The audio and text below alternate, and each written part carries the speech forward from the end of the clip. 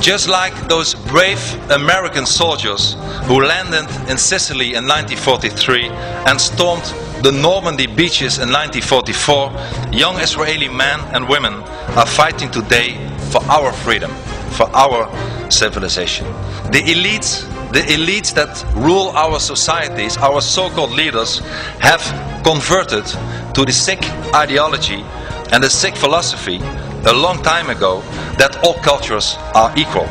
Government leaders, judges, even some churches, trade unions, university, the media, all of them are blinded by the political correctness and have chosen the side of Islam. Well, let me tell you, ladies and gentlemen, all cultures are not equal. Our culture that is based on Christianity, Judaism and humanism is far better than the Islamic culture.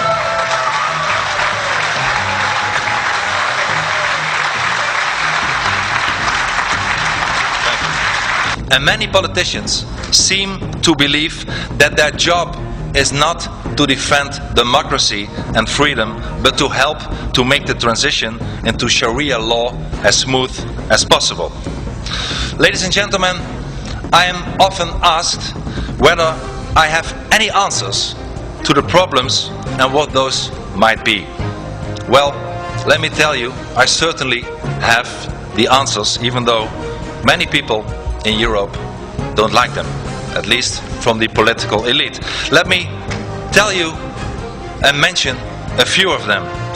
Things that we have to do to stop the Islamization of the West. The first thing, indeed, is to stop the cultural relativism. I believe we need in all our constitution, we need an article that lays down that we have one dominant culture that is based on Judaism, Christianity and humanism.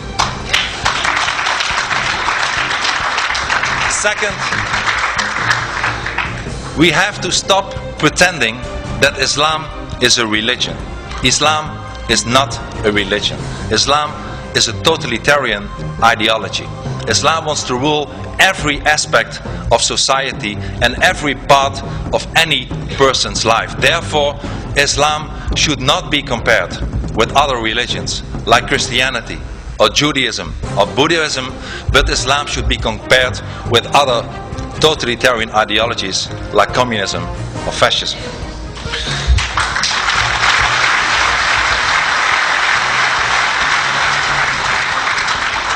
And if we would acknowledge the fact that Islam is not a religion but an ideology, it means also that the right to all these religious freedoms do not apply to Islam. Ladies and gentlemen, a very important thing to do, and I proposed it in the Dutch Parliament many times, is to stop the mass immigration from Muslim countries.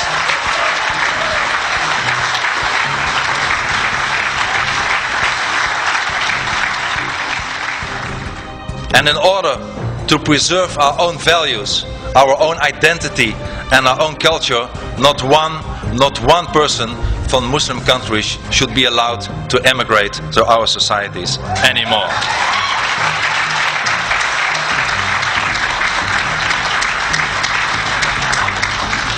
Let us also be tough on those people who do not want to integrate. For people who are already in our societies and are from Muslim and Islamic background, let me tell to them that if they adhere to our values, to our constitutions, that they are welcome to stay and they are equal as anybody else, since we have no hate to any person whatsoever. But as soon as they have an idea that they think about Sharia, that they think about jihad, that they commit criminal acts, we tell them, we expel them, we tell them, there is the door, you have to leave our society.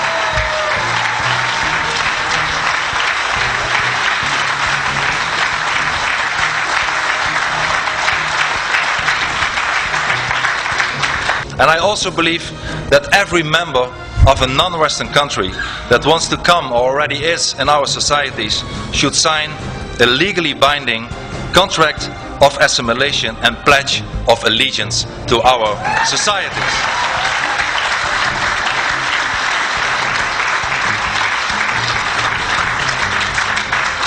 And ladies and gentlemen, we also have to stop the building of new mosques in our societies.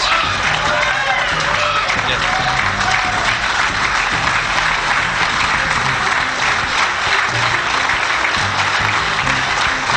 Thank you.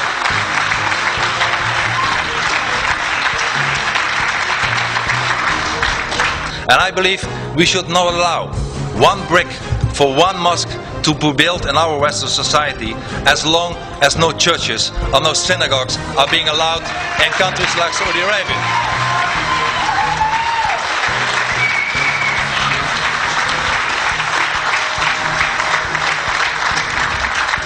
And we also have to close down the worst institution in our societies, at least in Europe, the fascist institution of Islamic schools. Ladies and gentlemen, schools where young children who should assimilate and become full members of our society are being raised with an ideology of hate, with an ideology of terror. We should close down all the Islamic schools.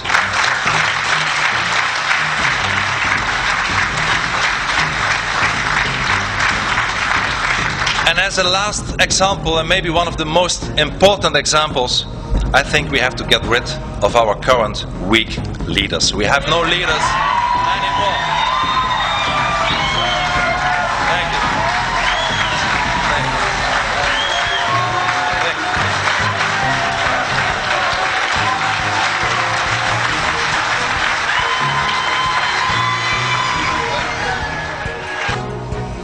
Thank you. In short, we have to go on the offensive and we have to start fighting back.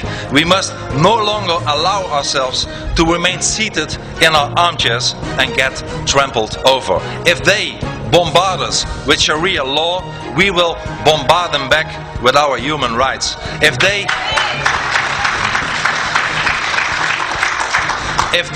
bombard us with our court cases, we will bombard them back with our court cases.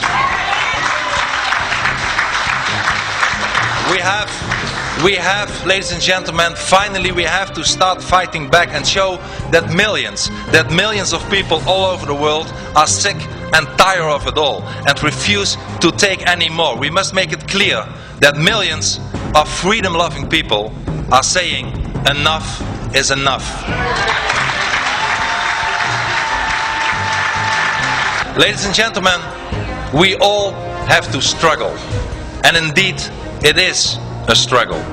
After fitna has been screened for the first time last year, there were many threats to economical boycotts to my country, the Netherlands. The beautiful Dutch flag was burned all over the Middle East. Indeed, I am myself being prosecuted by my own government in my own country. While countries as France and Jordan are also considering to prosecute me. I have been barred on the kind invitation of my friend and colleague Lord Malcolm Pearson to enter the United Kingdom. I will never be allowed to enter the Republic of Indonesia anymore. The most radical imam in the Netherlands is also demanding huge compensation and suing me. A parliamentary bill currently in my own country, the Netherlands, is drafted with the aim of protecting Islam for criticism. And on top of all this, and it's not only about me, a lot of people who criticize Islam get a lot of threats. Al-Qaeda is determined to kill me. Finally, ladies and gentlemen, I have not forgotten those to whom we owe our liberties. Our liberties were bitterly fought for. American soldiers fought, bled and died.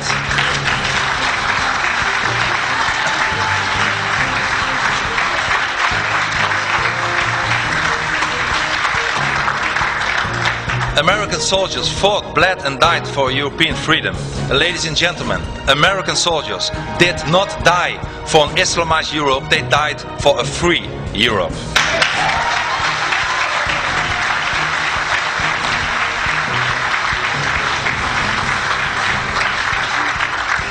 Everything that we stand for has to be defended with all our might. Our identity, our culture, our values, our democracy, our freedom, our civilization. Ladies and gentlemen, we owe it to our children and their children.